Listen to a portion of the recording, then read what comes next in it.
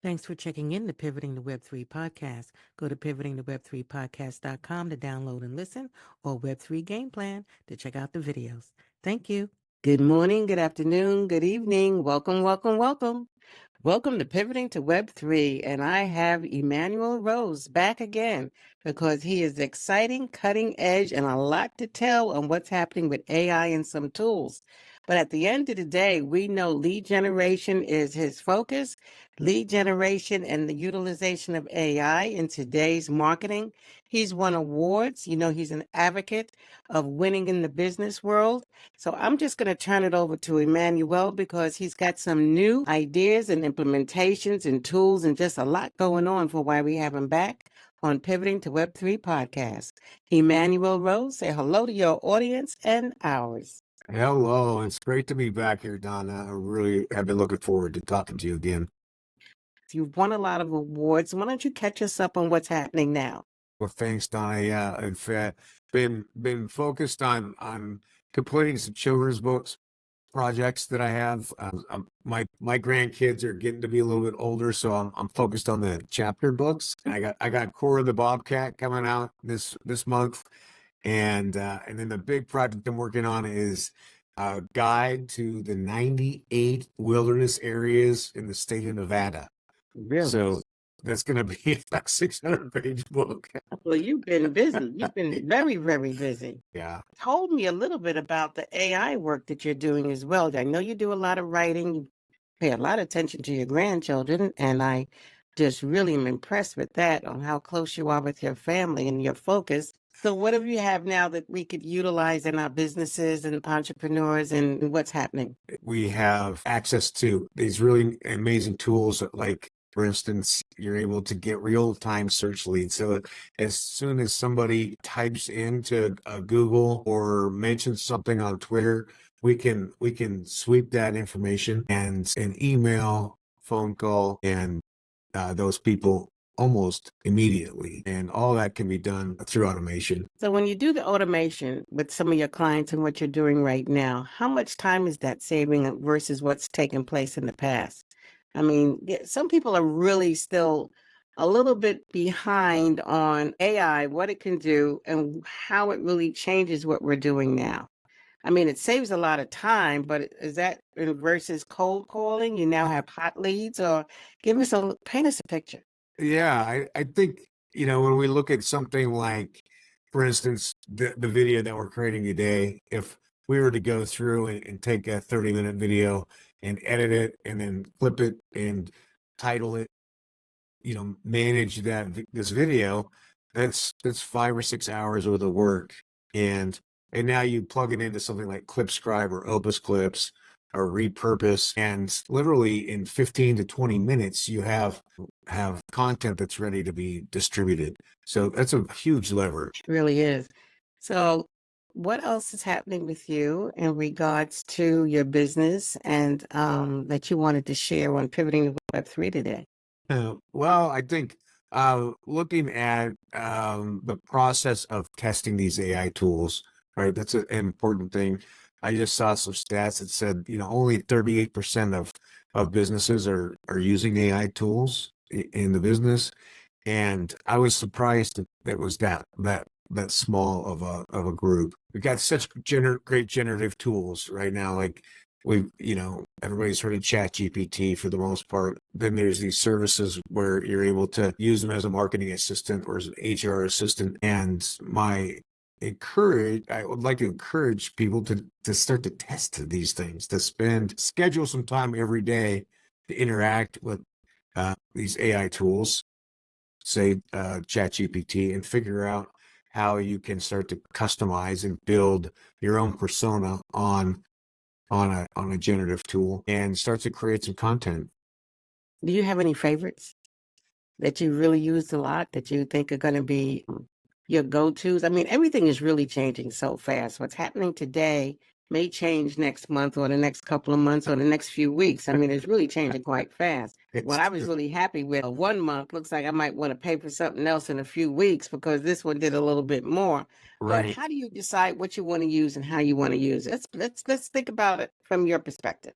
Yeah, I look at it and try to understand, A, is it good at something that I don't want to do or I'm not good at? That's the first thing. Or that the team needs help with instead of hiring another person. Is it leapfrogging a piece of software, right? So that's the other thing. I'm using a great retargeting tool for social media ads called Loopgenius, and the AI crawls the website, creates the ads, outsources some influencer ads. Then you put in your list who you want to retarget, and it kind of creates a funnel for you about what landing page you want to send them to. And it does all these things in like 10 minutes. And what's the name of that again? It's called Loopgenius. It's a great big tool. The other thing, you use a tool called Avia, Aivia.ai. And this is an interface that's secure and encrypted to then interface with ChatGPT, Claude, or Bard. And so that way the content that I'm creating is not shared with the GPT. I'm just getting the benefit of the generative part of that. And so I have that tool, and then inside of Avia, there are these agents they've already created. So you have a marketing assistant or an HR assistant or a copywriter, those sorts of things. So the prompts are already built into those. Now we're talking. Now you're sharing all the good stuff that a lot of people may not know or have been exposed to and how to use them in today's. So when you look at your tools and it seems like you could do everything a lot quicker, do you still get the information plus or just the information you used to get, or do you get additional insights and analytics or stuff that you didn't even think to ask for, but it kind of brings that along?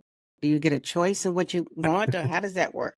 Yeah, I mean, I think that's the thing about using these AI tools is that you're still in charge and you have to use it as a tool, produce information, produce content, and you still have to go through and customize it to make it match. But it is dynamic and it does learn what is important to you, especially if you train it.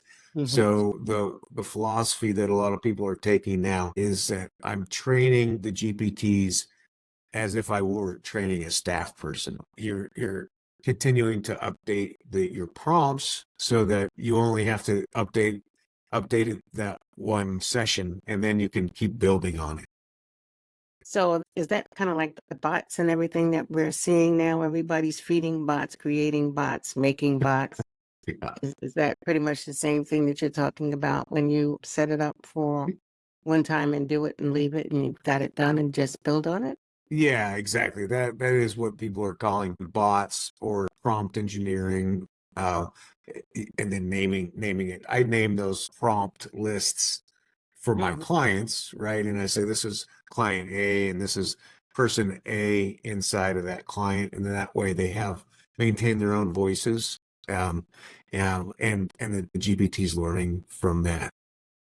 So are there some businesses that can take advantage of this more than others, or are there some businesses or sectors that really aren't coming on board as quickly as others? Like I had a conversation with an attorney, a couple of attorneys, and the attorneys don't really seem to be wanting to waiver or move into this space. As busy as they are, as much Yeah. as they do with contracts, you think they would want to be a little bit more proactive in the, let's say, smart contracts, but the early adoption maybe doesn't move as quickly in the legal field. Maybe it's a little bit more conservative.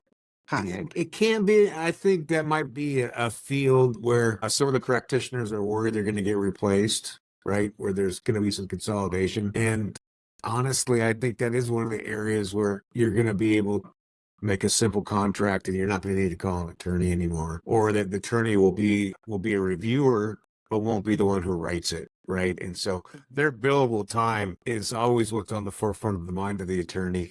Think about it that way. The billable time goes down because Yes. smart contract, you're It's done. gets commoditized at a level. Of course, the fine points of the law, not my specialty. I would still need somebody to manage that for me. So, but other sectors and industries, which ones are you really seeing that you're getting a quick buy-in on? I mean, Now, marketing is always at the forefront. So all the people in my marketing circles that own agencies or CMOs, I mean, they're consuming these AI tools at a dramatic pace because we have to test and understand what's real and what's smoke. And so we're out ahead, I would say. And then in the agency world, and then I think the CMOs are one step behind us. And then the CEOs are like, I don't know, just hope that it saves me some money at some point. But it's pretty industry agnostic. I think it's more like people need to take it and see where they're spending their time in any role, right? HR is a great example. Project management's a great example of how you can take these generative tools and speed up the processes for things that are repetitive. Okay. Yeah, there's one that I saw that does email. And in the email system, it really goes through the email and tells you where your sales opportunities are or where your better relationships are. So I found that to be very interesting on how that went through the emails and divided everything out. So it just really saved a lot of time. And it seems like a lot of the AI and platforms are going that direction. Have you seen anything that really concerns you that we should raise our eyebrows at or be prepared for? If you're so involved, I always like to know the good, the bad, and the ugly, So we talking about the real good. So what's going on that you might consider something that you'd like to be a little cautious about? I'm concerned about the robots. I'm not that excited about the police dogs that are robots. So that's one thing I'm I concerned. saw them robots on TV this week on the commercials and what was going on, and I'm like, Ooh. Yeah. So that, and I did hear that we do have fighter planes now that are flying by AI and able to dogfight by AI. So we know that DARPA and that military groups are way ahead of what we're seeing. So I think there's the dark side of it is in that where we lose the ability to have human control and when something going sideways because we've all experienced our computer with the blue screen of death or the car won't start because the chip is out. So we know these things go sideways. I'm concerned about some of those things that are, self-driving cars and those things and how we're going to manage that. So being an expert in the field and all the clients, what about governance? What did we run into there? Are we coming along here locally in the US, or what are you seeing in regards to governance across the states or countries, or what should we be aware of or be in tune to? Well, there will be regulation. We know that. I saw that Japan just recently has enacted some legislation around and how to use it and how not to use it. And I think that was one of the first places, first countries to do that. The U.S., we tend to be a lot more laissez-faire about these things, a lot more free to allow innovation and people to use it. I would imagine that the EU and Canada will be next after Japan for legislation, and then I would imagine the US will follow suit after that. But I think it's such an amorphous thing, and the federal government moves so slow that it's going to take a few more years before we start to see any activity on the legislation front. So I've gotten a couple of questions in regards when people are using AI, especially all the content creators and everyone out there who's using AI. How do you get around not being busted for using AI? Well, what do you have to do? And there's programs now that will tell it all that you use Chat GPT or call you out. So I've Right. had a few people ask me questions. Well, what is one to do? And I say, well, modify it and just let it be a seed for an idea. I don't know if I gave the right answer or not. Yeah, so what do you think? I like that. That's a good start. I think the other way that I use it is that I reference my websites, my social media posts, my blog posts, my books, and I say primary source are the things they've already created, and then that way that's the primary, right? And you're gonna have to modify it because the GPTs are only giving us C minus work at this point. So you have to modify it, and then we will have some more rulings on that. I think it will be visual and music. That will be the two biggest areas that we're going to see court cases around, and that the copywriting is a little more amorphous, so it's harder to pin down. But as long as you footnote appropriately, just like you would in handwritten Yep, paper, like the old days, exactly. you should be okay. I mean, you just really can't take it. You know how some of the AI, you could have a certain tone or use a certain author. Has that changed, or are there any regulations we should be aware of if people utilize some of that tone and character generations and different things like that, or not worry about it yet? Is it still the wild, wild west? Well, I think it is still the wild, wild west, but I would say the best practice is that if you're gonna pull tone or reference certain sites that you want to build those into that into your prompts and ask for those citations. So exactly what you're saying, you can have kind of a standard, meet the standard of scholarly work. Wow. So what would you like to see that's not out yet that you think about and say, boy, this would have been nice if it could do that. This would be nice if it could do this. Have you thought of anything that you would really like to see since you work with it so frequently? Yeah, I've been testing these kind of one screen platforms that can do an entire marketing campaign and basically follow the path from product to identifying personas and the content that is needed for those personas, and then content calendar, and then building the content, and then pushing that content out into the world. So that's really what I'm waiting for. And to me, that's going to be the high watermark for the marketing segment when I, as a solopreneur, a one-person shop, can manage entire campaigns from a single dashboard, from creation to KPIs, and report back to my client. So let me tell you why I'm chuckling. Because while you were talking, I was getting ready to say, oh, you have one of those?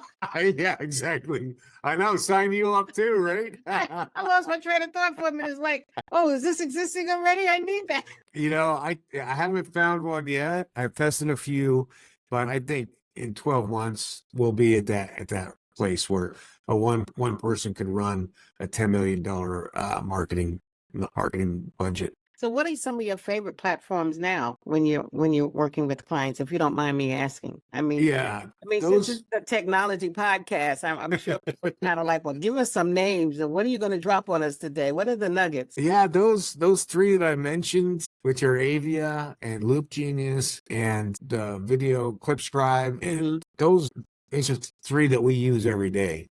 And but that I am confident that those are going to perform. So, but I've got a list of 50 that I bookmarked, and that I'll go back to and test. And I think that's really the secret. It's not really the ones that I use. It's just I'm committed to the process of doing the research and finding the tool. And I actually have a handout on my website that talks about the different aggregators of marketing tools. And if people come to my website, they can pull that, and then they can find their own tools to test and see what works in their workflow. Okay. So what's your website? We might as well tell them that now. All right. EmmanuelRose.com. It's simple. EMANUEL Rose.com. And any other links you want to let them know on how to reach you and connect with you? I'd love to catch up on LinkedIn, and that will take care of all that. So, Emmanuel, have you shared everything that you want to share with me right now? Did I leave out anything? Did we miss something?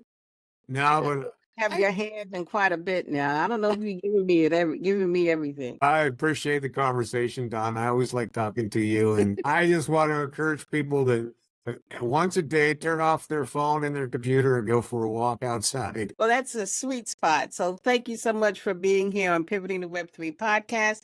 And thank you for listening. We're here to serve and shape tomorrow together. Thank you. Thanks for checking in the Pivoting to Web3 podcast. Go to pivotingtoweb3podcast.com to download and listen, or Web3 Game Plan to check out the videos. Thank you.